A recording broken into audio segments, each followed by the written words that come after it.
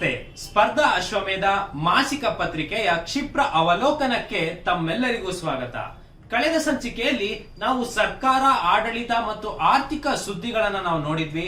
So ಇವತ್ತಿನ ಸಂಚಿಕೆಯಲ್ಲಿ ನಾವು ರಕ್ಷಣೆ ಹಾಗೂ ವಿಜ್ಞಾನ ತಂತ್ರಜ್ಞಾನ ಮೇಲಿರುವಂತಹ ಪ್ರಚಲಿತ ಘಟನೆಗಳನ್ನ ಒಂದೊಂದಾಗಿ ಡಿಸ್ಕಸ್ ಮಾಡ್ತಾ ಹೋಗೋಣ.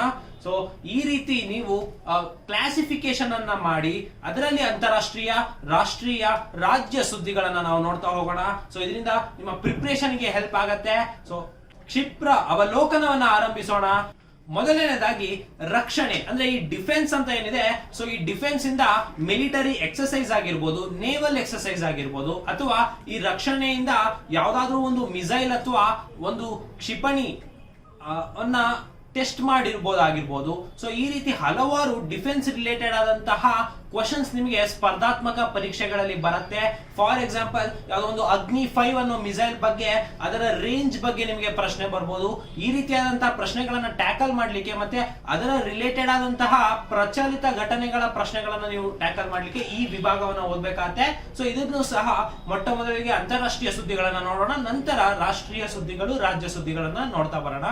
ಸೊ ರಕ್ಷಣೆಯ ಟಾಪಿಕ್ ಅಡಿಯಲ್ಲಿ ಪ್ರಶ್ನೆ ನೋಡೋಣ. 2022ರಲ್ಲಿ ಯಾವ ದೇಶವು ಐಬಿ ಸಮರ್ ಬಹುರಾಷ್ಟ್ರೀಯ ಸಾಗರ ವ್ಯಾಯಾಮವನ್ನ ಆಯೋಜಿಸುತ್ತದೆ? So which country host the IBSAMAR multinational maritime exercise in 2022 ಅಂತ ಹೇಳ್ಬಿಟ್ಟು. ಸೊ ನೋಡಿ, ನಾನು ನಿಮ್ಗೆ ಹೇಳ್ತಾ ಇದ್ದೆ ಯಾವ ರೀತಿ ಜಂಟಿ ನೇವಲ್ ಎಕ್ಸರ್ಸೈಸ್ ಮತ್ತೆ ಮಿಲಿಟರಿ ಎಕ್ಸರ್ಸೈಸ್ ಅನ್ನ ಮಾಡ್ತಾ ಇದ್ದಾರೆ. ಸೊ ಯಾವ ದೇಶದ ನಡುವೆ ಮಾಡ್ತಾರೆ, ಮತ್ತೆ ಅದಕ್ಕೆ ಭಾರತದಿಂದ ಭಾಗವಹಿಸಿರುವಂತಹ ಹಡಗು ಅಥವಾ ವಿಮಾನ ಯಾವುದು, ಅಥವಾ ಇದು ಎಲ್ಲಿ ನಡೀತಾ ಇದೆ. ಸೊ ಈ ರೀತಿಯಾದಂತಹ ಪ್ರಶ್ನೆಗಳು ನಿಮಗೆ ಸ್ಪರ್ಧಾತ್ಮಕ ಪರೀಕ್ಷೆಗಳಲ್ಲಿ ಕೇಳಲಾಗತ್ತೆ. ಸೊ ಹಾಗಾಗಿ ನಾವು ಸ್ಪರ್ಧಾ ಅಶ್ವಮೇಧ ಮಾಸಿಕ ಪತ್ರಿಕೆಯಲ್ಲಿ ಅದನ್ನ ಒಂದೊಂದಾಗಿ ಕೊಡ್ತಾ ಹೋಗ್ತೇವೆ. ಸೊ ಈ IBSAMAR multinational maritime exercise ಏನಿದೆ, ಸೊ ಇದು 2022ರ ಆವೃತ್ತಿ ಏನಿದೆ, ಇದು ಯಾವ ದೇಶದಲ್ಲಿ ನಡೆಯುತ್ತೆ ಅಂತ ಹೇಳ್ಬಿಟ್ಟು ಪ್ರಶ್ನೆ. ನಿಮ್ಮ ಆಯ್ಕೆಗಳನ್ನ ನೋಡಿ: ದಕ್ಷಿಣ ಆಫ್ರಿಕಾ, ಭಾರತ, ಬ್ರೆಜಿಲ್ ಮತ್ತೆ ಜಪಾನ್. ಸೊ ನಿಮ್ಗೆ ಉತ್ತರ ತಿಳಿದಿತ್ತು ಅಂತ ಹೇಳಿದ್ರೆ ನೀವು ಕಮೆಂಟ್ ಸೆಕ್ಷನ್ ಅಲ್ಲಿ ತಿಳಿಸಬಹುದು. ನಿಮಗೆ 5 ಸೆಕೆಂಡ್ಗಳ ಕಾಲಾವಕಾಶ ಇರುತ್ತೆ. ಇದಕ್ಕೆ ಸರಿಯಾದ ಉತ್ತರವನ್ನ ನೋಡೋಣ. ಸರಿಯಾದ ಉತ್ತರ ಬಂದು ದಕ್ಷಿಣ ಆಫ್ರಿಕಾ. ಹೌದು ಸ್ನೇಹಿತರೆ, ಸೌತ್ ಆಫ್ರಿಕಾ ಏನಿದೆ, ಸೌತ್ ಆಫ್ರಿಕಾದಲ್ಲಿ 7ನೇ ಆವೃತ್ತಿಯಾದಂತ ಐಬಿ ಸಮರ್, ಈ ಐಬಿ ಸಮರ್ ಅನ್ನೋದೇನಿದೆ, ಸೊ ಇದೊಂದು ಮಲ್ಟಿ ನ್ಯಾಷನಲ್ ಮ್ಯಾರಿಟೈಮ್ ಎಕ್ಸರ್ಸೈಸ್ ಆಗಿದೆ. ಅಂದ್ರೆ ಒಂದು ಹಡಗಿನ ಒಂದು ನೇವಲ್ ಎಕ್ಸರ್ಸೈಸ್ ಅಂತ ಹೇಳ್ಬೋದು. ಇದು 7ನೇ ಆವೃತ್ತಿ ಆಗಿದೆ.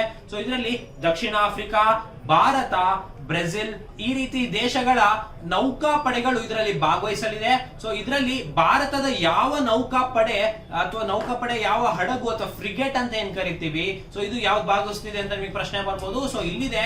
ಸೊ INS ತರ್ಕಾಶ್, ಚೇತಕ್ ಹೆಲಿಕಾಪ್ಟರ್ ಮತ್ತೆ ಮಾರ್ಕೋಸ್ ಸಿಬ್ಬಂದಿ, ಟೆಗ್ ಕ್ಲಾಸ್ ಗೈಡೆಡ್ ಮಿಸೈಲ್ ಫ್ರಿಗೇಟ್ ಅಂತ ಏನ್ ಕರಿತೀವಿ. ಫ್ರಿಗೇಟ್ ಅಂತ ಹೇಳಿದ್ರೆ ಅದರ ಅರ್ಥ ಬಂದು ವಾರ್ ಶಿಪ್ ಅಂತ ಹೇಳ್ಬಿಟ್ಟು ಅರ್ಥ ಬರುತ್ತೆ. INS ತರ್ಕಾಶ್ ಅನ್ನುವಂತ ಹಡಗು ಈ ಜಂಟಿ ವ್ಯಾಯಾಮದಲ್ಲಿ ಭಾಗವಹಿಸಲಿದೆ ಭಾರತದ ಕಡೆಯಿಂದ. ಇದು ದಕ್ಷಿಣ ಆಫ್ರಿಕಾ, ಬ್ರೆಜಿಲ್, ಭಾರತೀಯ ನೌಕಾಪಡೆಯ ಒಟ್ಟಿಗೆ ಐಬಿ ಸಮರ್ ಅಂತ ಹೇಳ್ಬಿಟ್ಟು ಒಂದು ಮಲ್ಟಿ ನ್ಯಾಷನಲ್ ಮ್ಯಾರಿಟೈಮ್ ಎಕ್ಸರ್ಸೈಸ್ ಈ ಬಾರಿ 7ನೇ ಆವೃತ್ತಿ ದಕ್ಷಿಣ ಆಫ್ರಿಕಾದಲ್ಲೇ ನಡೆಯಲಿದೆ. ಸೊ ಇದು 2018ರಲ್ಲಿ ಶುರು ಮಾಡಲಾಗಿತ್ತು. ಸೊ ಇದ್ರ ಬಗ್ಗೆ ನಿಮ್ಗೆ ಮಾಹಿತಿ ಇರಲಿ.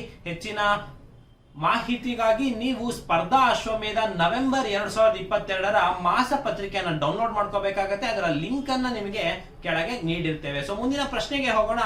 2022ರ ಬಡತನ ಮತ್ತು ಸಮೃದ್ಧಿ ಹಂಚಿಕೆಯ ವರದಿಯನ್ನ ಯಾರು ಬಿಡುಗಡೆ ಮಾಡಿದ್ದಾರೆ? So 2022 poverty and shared prosperity report released by ಅಂತ ಹೇಳ್ಬಿಟ್ಟು. ಸೊ ಇದರ ಆಪ್ಷನ್ಸ್ ಅನ್ನ ನೋಡೋಣ.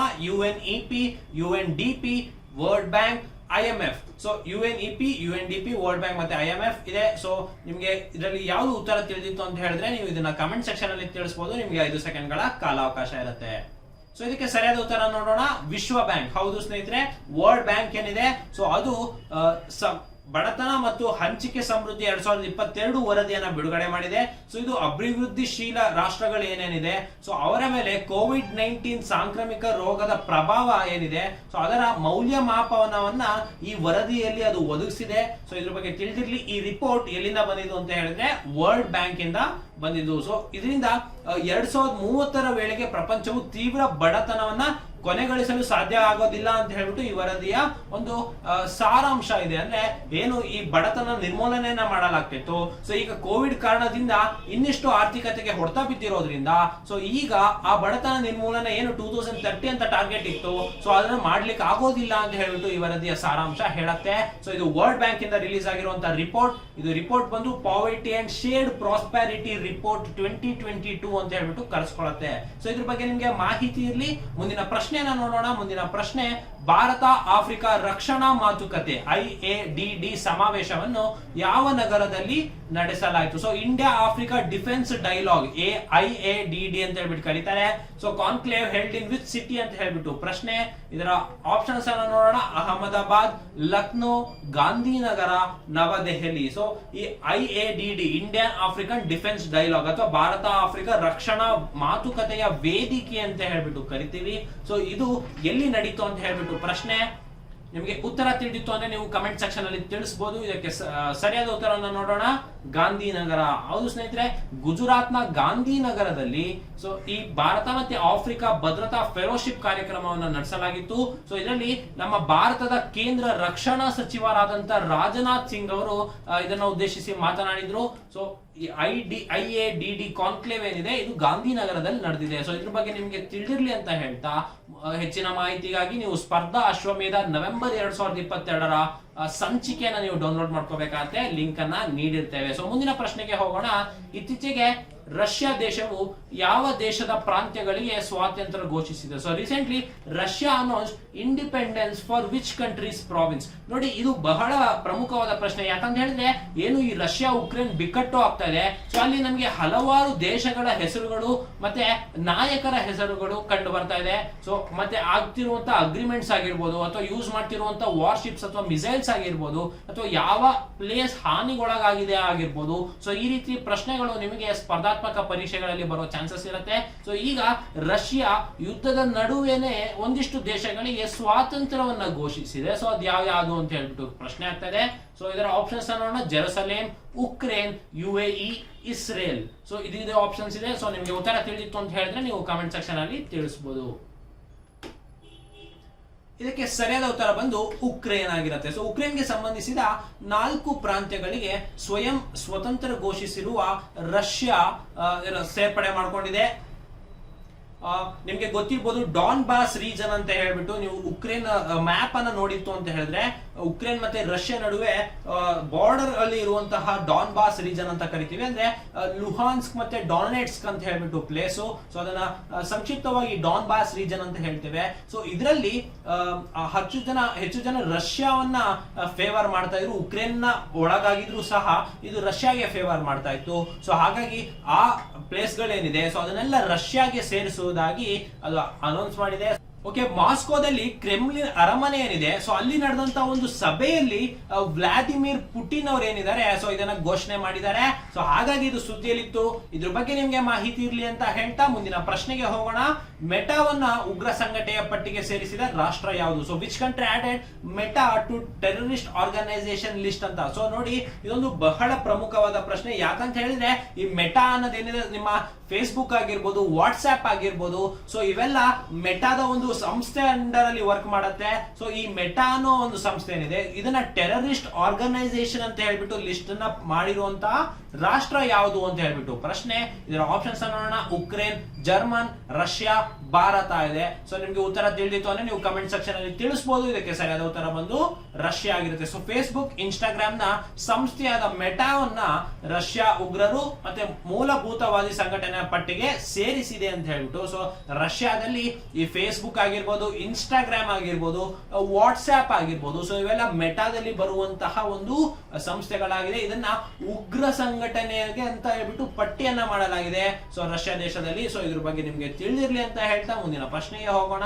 ಹಿಂದೂಸ್ತಾನ್ ಏರೋನಾಟಿಕ್ಸ್ ಲಿಮಿಟೆಡ್ ನ ಇಂಟಿಗ್ರೇಟೆಡ್ ಕ್ರಯೋಜೆನಿಕ್ ಇಂಜಿನ್ ಉತ್ಪಾದನಾ ಸೌಲಭ್ಯವನ್ನ ಯಾವ ನಗರದಲ್ಲಿ ಉದ್ಘಾಟಿಸಲಾಯಿತು? So the integrated cryogenic engine manufacturing facility of Hindustan aeronautics limited was inaugurated in which city. ನೋಡಿ, ರಾಕೆಟ್ ಇಂಜಿನ್ ಅಲ್ಲಿ ನಿಮಗೆ ಹಲವಾರು ರೀತಿ ಇಂಜಿನ್ ಗಳು ಬರುತ್ತೆ. ಸೊ ಮೊದಲದಾಗಿ ಸಾಲಿಡ್ ಫ್ಯೂಯಲ್ ಇರ್ಬೋದು, ಲಿಕ್ವಿಡ್ ಫ್ಯೂಯಲ್ ಇರ್ಬೋದು. ಸೊ ಆ ಪ್ರಪಲ್ಷನ್ ಇಂಜಿನ್ ಏನಿದೆ, ಸೊ ಅದರಲ್ಲಿ ಬೇರೆ ಬೇರೆ ರೀತಿಯಾದಂತಹ ಫ್ಯೂಯಲ್ ಗಳನ್ನು ಉಪಯೋಗಿಸಿಕೊಂಡು ಇಂಜಿನ್ ಗಳನ್ನ ತಯಾರಿ ಮಾಡ್ತಾರೆ. ಸೊ ಇದರಲ್ಲಿ ಕ್ರಯೋಜೆನಿಕ್ ಇಂಜಿನ್ ಏನಿದೆ, ಸೊ ಇದರ ಒಂದು ಮ್ಯಾನುಫ್ಯಾಕ್ಚರಿಂಗ್ ಘಟಕ ಏನಿದೆ, ಸೊ ಇದು ಇತ್ತೀಚೆಗೆ ಎಲ್ಲಿ ಉದ್ಘಾಟಿಸಲಾಯಿತು ಅಂತ ಪ್ರಶ್ನೆ.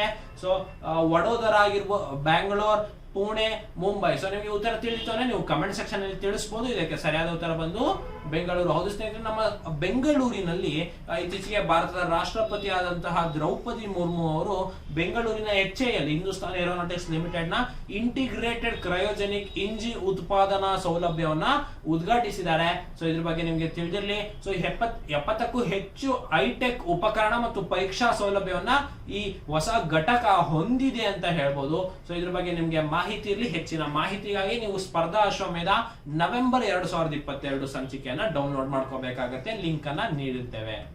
ಸೊ ಪ್ರಚಂಡ ಹೆಲಿಕಾಪ್ಟರ್ ಅನ್ನ ಯಾವ ಕಂಪನಿ ಅಭಿವೃದ್ಧಿಪಡಿಸಿದೆ? So Prachand helicopter was developed by which company ಅಂತ ಹೇಳ್ಬಿಟ್ಟು, so HAL, Mahindra aerospace, NAL, Tata advance systems. So ನೋಡಿ, ಪ್ರಚಂಡ ಅಂತ ಹೇಳ್ಬಿಟ್ಟು ಒಂದು ಹೆಲಿಕಾಪ್ಟರ್ ಇದೆ. ಸೊ ಇದನ್ನ ಡೆವಲಪ್ ಮಾಡಿರುವಂತಹ ಕಂಪನಿ ಯಾವುದು ಅಂತ ಹೇಳ್ಬಿಟ್ಟು ಪ್ರಶ್ನೆ. ನಿಮಗೆ ಉತ್ತರ ತಿಳಿದಿತ್ತು ಅಂದ್ರೆ ಕಮೆಂಟ್ಸ್ ಅಲ್ಲಿ ತಿಳಿಸಬಹುದು. ಇದಕ್ಕೆ ಸರಿಯಾದ ಉತ್ತರ ಬಂದು HAL. ಹೌದು ಸ್ನೇಹಿತರೆ, HAL ಇಂದ ಪ್ರಚಂಡ ಅಂತ ಹೇಳ್ಬಿಟ್ಟು ಒಂದು ಹೆಲಿಕಾಪ್ಟರ್ ನ ಬಿಟ್ಟಿದ್ದಾರೆ. ಸೊ ಹಾಗಾಗಿ ಇದು ಲೈಟ್ ಕಾಂಬ್ಯಾಟ್ ಹೆಲಿಕಾಪ್ಟರ್ ಆಗಿದೆ. ಅಂದ್ರೆ ಒಂದು ಕಾಂಬ್ಯಾಟ್ ಗೆ ಉಪಯೋಗಿಸಿರುವಂತಹ ಒಂದು ಲೈಟ್ ಹೆಲಿಕಾಪ್ಟರ್ ಅಂತ ಹೇಳ್ಬೋದು. ಸೊ ಇದು ಭಾರತೀಯ ವಾಯುಪಡೆಯ ದೇಶೀಯವಾಗಿ ಅಭಿವೃದ್ಧಿಪಡಿಸಿದಂತ ಒಂದು ಬ್ಯಾಚ್ ಆಗಿದೆ. ಸೊ ಇದ್ರ ಬಗ್ಗೆ ನಿಮ್ಗೆ ತಿಳಿದಿಲ್ಲ. ಇದಕ್ಕೆ ಪ್ರಚಂಡ ಅಂತ ಹೇಳ್ಬಿಟ್ಟು ಹೆಸರನ್ನ ಇಟ್ಟಿದ್ದಾರೆ. ಸೊ ಇದು ಕ್ಷಿಪಣಿಗಳು ಮತ್ತೆ ಇತರ ಶಸ್ತ್ರಾಸ್ತ್ರಗಳ ವ್ಯಾಪ್ತಿಯನ್ನು ಹಾರಿಸುವ ಸಾಮರ್ಥ್ಯ ಕೂಡ ಹೊಂದಿದೆ. ಸೊ ಇದು ಲಘು ಯುದ್ಧ ಹೆಲಿಕಾಪ್ಟರ್. HAL ಇಂದ ಸಂಪೂರ್ಣವಾಗಿ ದೇಶೀಯವಾಗಿ ನಿರ್ಮಿತವಾಗಿದೆ. ಸೊ ನಾವು ಎಲ್ಲಿಂದಾನೋ ಇಂಪೋರ್ಟ್ ಮಾಡ್ಕೊಂಡಿಲ್ಲ, ನಮ್ಮಲ್ಲೇ ದೇಶೀಯವಾಗಿ ಇದನ್ನು ಅಭಿವೃದ್ಧಿ ಪಡಿಸಿದ್ದಾರೆ. ಅದರ ಹೆಸರು ಬಂದು ಪ್ರಚಂಡ ಅಂತ ಹೇಳ್ಬಿಟ್ಟು ಇದೊಂದು ಲೈಟ್ ಹೆಲಿಕಾಪ್ಟರ್, ಕಾಂಬ್ಯಾಟ್ ಹೆಲಿಕಾಪ್ಟರ್ ಅಂತ ನಿಮ್ಗೆ ತಿಳಿದಿರಲಿ. ಹೆಚ್ಚಿನ ಮಾಹಿತಿಗಾಗಿ ನೀವು ಸ್ಪರ್ಧಾ ಅಶ್ವಮೇಧ ನವೆಂಬರ್ 2022 ಆವೃತ್ತಿಯನ್ನ ನೀವು ನೋಡ್ಬೇಕಾಗತ್ತೆ. ಸೊ ಮುಂದಿನ ಪ್ರಶ್ನೆಯನ್ನ ನೋಡೋಣ. ಭಾರತೀಯ ನೌಕಾಪಡೆಯು ವೇಟ್ ಶಿಪ್ಪಿಂಗ್ ಮಾಹಿತಿ ವಿನಿಮಯದ ಒಪ್ಪಂದದ ಯಾವ ದೇಶದೊಂದಿಗೆ ಸಹಿ ಹಾಕಿದೆ? So Indian navy signed an agreement on white shipping information exchange with which country ಅಂತ ಹೇಳ್ಬಿಟ್ಟು. ಸೊ ನಮ್ಮ ಆಯ್ಕೆಗಳನ್ನ ನೋಡೋಣ. America, Australia, New Zealand, Japan. ನೋಡಿ, ನಮ್ಮ ಇಂಡಿಯನ್ ನೇವಿ ಏನಿದೆ, ಸೊ ಇದು ಯಾವ ದೇಶದ ಜೊತೆಗೆ ವೈಟ್ ಶಿಪ್ಪಿಂಗ್ ಇನ್ಫಾರ್ಮೇಶನ್ ವಿನಿಮಯ ಅಥವಾ ಎಕ್ಸ್ಚೇಂಜ್ ಅಂತ ಏನ್ ಕರಿತೀವಿ, ಸೊ ಇದಕ್ಕೆ ಸಹಿ ಹಾಕಿದೆ ಅಂತ ಹೇಳ್ಬಿಟ್ಟು ನಿಮ್ಗೆ ಉತ್ತರ ತಿಳಿದಿತ್ತು ಅಂದ್ರೆ ನೀವು ಕಮೆಂಟ್ ಸೆಕ್ಷನ್ ಅಲ್ಲಿ ತಿಳಿಸಬಹುದು. ಇದಕ್ಕೆ ಸರಿಯಾದ ಉತ್ತರವನ್ನು ನೋಡೋಣ.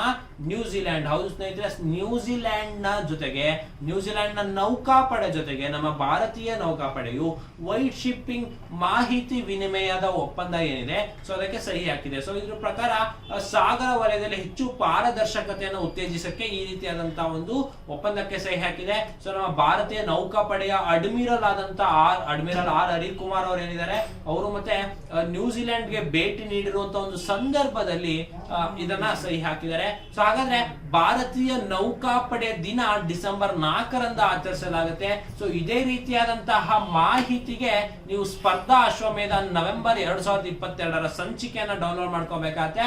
ಲಿಂಕ್ ಅನ್ನ ನೀಡಿರ್ತೇವೆ. ಯಾವ ದೇಶವು SCO ಭಯೋತ್ಪಾದನಾ ವಿರೋಧಿ ವ್ಯಾಯಾಮವನ್ನ ಆಯೋಜಿಸುತ್ತದೆ? So which country is the host for SCO anti terror exercise 2022? ನೋಡಿ, SCO ಅಂದ್ರೆ ಬಂದು ಶಾಂಘೈ ಕೋಆಪರೇಷನ್ ಆರ್ಗನೈಸೇಷನ್ ಅಂತ ಹೇಳ್ಬಿಟ್ಟು. ಸೊ ಅವರು ಭಯೋತ್ಪಾದನಾ ವಿರೋಧಿ ವ್ಯಾಯಾಮವನ್ನ ಯಾವ ದೇಶ ಆಚರಿಸುತ್ತೆ ಅಂತ ಹೇಳ್ಬಿಟ್ಟು ಪ್ರಶ್ನೆ. ಆಪ್ಷನ್ಸ್ ಅನ್ನ ನೋಡೋಣ. ಭಾರತ, ಪಾಕಿಸ್ತಾನ, ಚೀನಾ ಮತ್ತು ಬಾಂಗ್ಲಾದೇಶ್ ಇದೆ. ಸೊ ನಿಮ್ಗೆ ಉತ್ತರ ತಿಳಿದಿತ್ತು ಅಂತ ಹೇಳಿದ್ರೆ ನೀವು ಕಮೆಂಟ್ ಸೆಕ್ಷನ್ ಅಲ್ಲಿ ತಿಳಿಸಬಹುದು. ಇದಕ್ಕೆ ಸರಿಯಾದ ಉತ್ತರ ಮತ್ತು ವಿವರಣೆಯನ್ನು ನೋಡೋಣ. ಸರಿಯಾದ ಉತ್ತರ ಬಂದು ಭಾರತ. ಹೌದು, ಭಾರತ SCO ಭಯೋತ್ಪಾದನಾ ವಿರೋಧಿ ವ್ಯಾಯಾಮವನ್ನ ಆಯೋಜನೆ ಮಾಡ್ತಾ ಇದೆ. ಭಾರತ ಕೂಡ SCO ದ ಮೆಂಬರ್ ಆಗಿದೆ, ಸದಸ್ಯತ್ವ ಪಡ್ಕೊಂಡಿದೆ. 2017ರಲ್ಲಿ ಭಾರತ ಮತ್ತೆ ಪಾಕಿಸ್ತಾನ ಈ ಶಾಂಘೈ ಕೋಆಪರೇಷನ್ ಆರ್ಗನೈಸೇಷನ್ ಅಂತ ಏನಿದೆ, ಸೊ ಈ ಒಕ್ಕೂಟಕ್ಕೆ ಸದಸ್ಯತ್ವನ ಪಡ್ಕೊಂಡಿತ್ತು. ಸೊ ಅದರ ರ್ಯಾಟ್ಸ್ ಅಂತ ಹೇಳ್ಬಿಟ್ಟು, ಅಂದ್ರೆ ರ್ಯಾಪಿಡ್ ಆಂಟಿ ಟೆರರಿಸಂ ಕೌನ್ಸಿಲ್ ಅಂತ ಏನ್ ಹೇಳ್ತೇವೆ, ಸೊ ಈ ರ್ಯಾಟ್ಸ್ ಅನ್ನೋದೇನಿದೆ, ಸೊ ಅದರ ಅಡಿಯಲ್ಲಿ ಆಂಟಿ ಟೆರರ್ ಎಕ್ಸರ್ಸೈಸ್ 2022 ಅನ್ನ ಭಾರತ ಆಯೋಜನೆ ಮಾಡಲಿದೆ.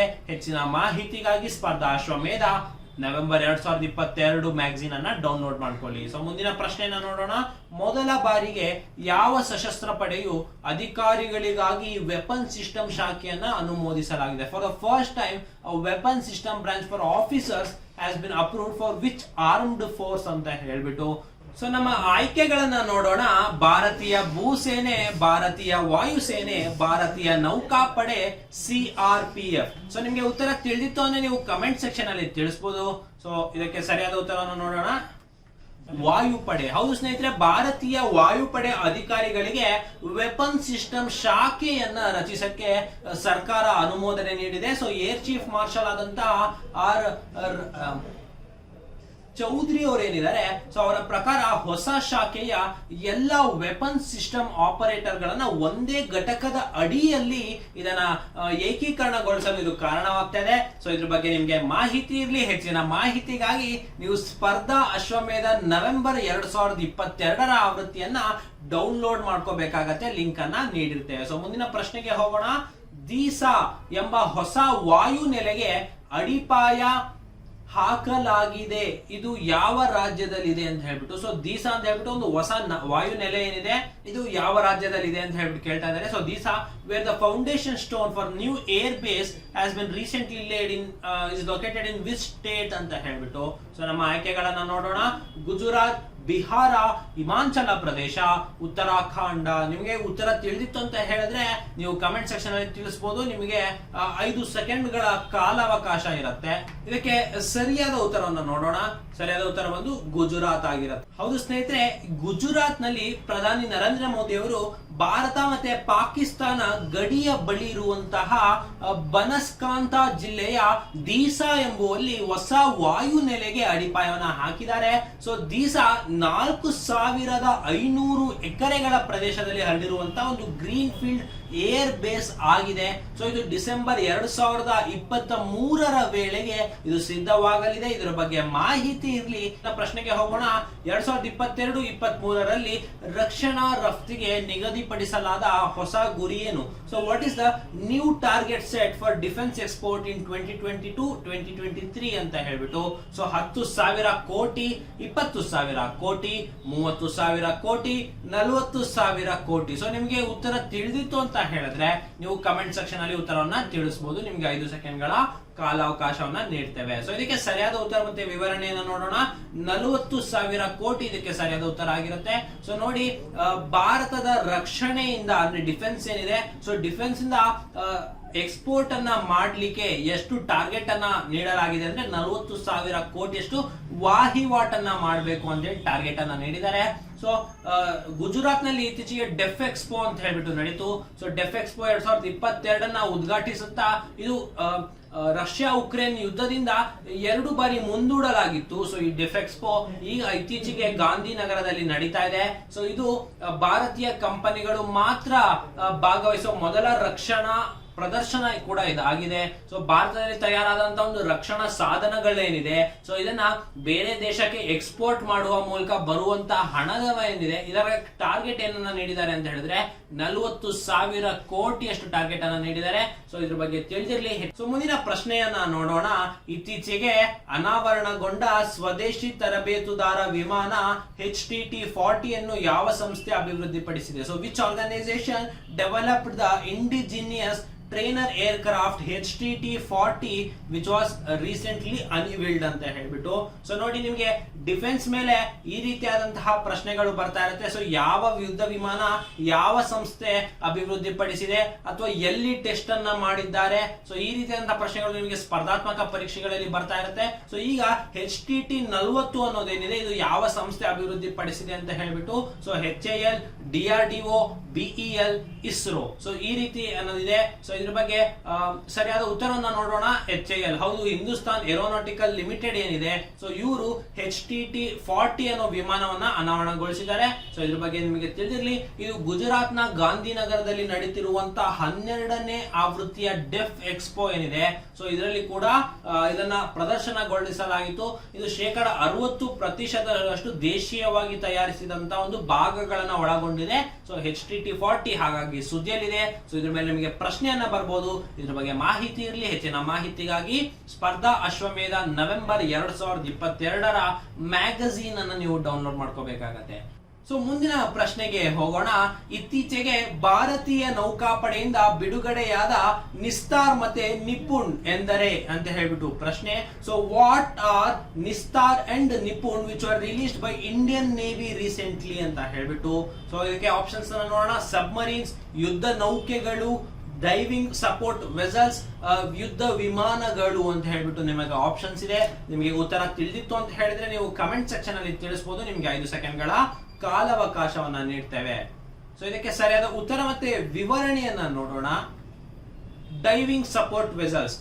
ಹೌದು ಸ್ನೇಹಿತರೆ, ಸೊ ನಿಮ್ಗೆ ನಿಸ್ತಾರ್ ಮತ್ತೆ ನಿಪುಣ್ ಅನ್ನೋದು ಯಾವುದರ ಹೆಸರು ಅಂತ ಹೇಳಿದ್ರೆ ಅದು ಡೈವಿಂಗ್ ಸಪೋರ್ಟ್ ವೆಸಲ್ಸ್ ಅಂತ ಹೇಳ್ಬಿಟ್ಟು. ಅಂದ್ರೆ ಈಗ ಡೈವಿಂಗ್ ಅನ್ನ ಮಾಡ್ಬೇಕು ಅಂತ ಹೇಳಿದ್ರೆ ಅದಕ್ಕೆ ಒಂದು ವೆಸಲ್ ಗಳು ಇರುತ್ತೆ. ಅಂದ್ರೆ ಒಂದು ದೊಡ್ಡ ಹಡಗು ಅಥವಾ ಫ್ರಿಗೇಟ್ ಅಥವಾ ಯುದ್ಧ ನೌಕೆ ಇತ್ತು ಅಂತ ಹೇಳಿದ್ರೆ, ಸೊ ಅದರಲ್ಲಿ ಒಂದು ಚಿಕ್ಕ ಚಿಕ್ಕ ಹಡಗಳನ್ನ ವೆಸಲ್ಸ್ ಅಂತ ಕರೀತಾರೆ.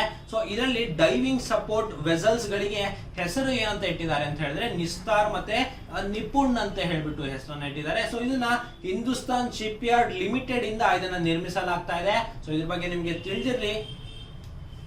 ಮುಂದಿನ ಪ್ರಶ್ನೆಗೆ ಹೋಗೋಣ.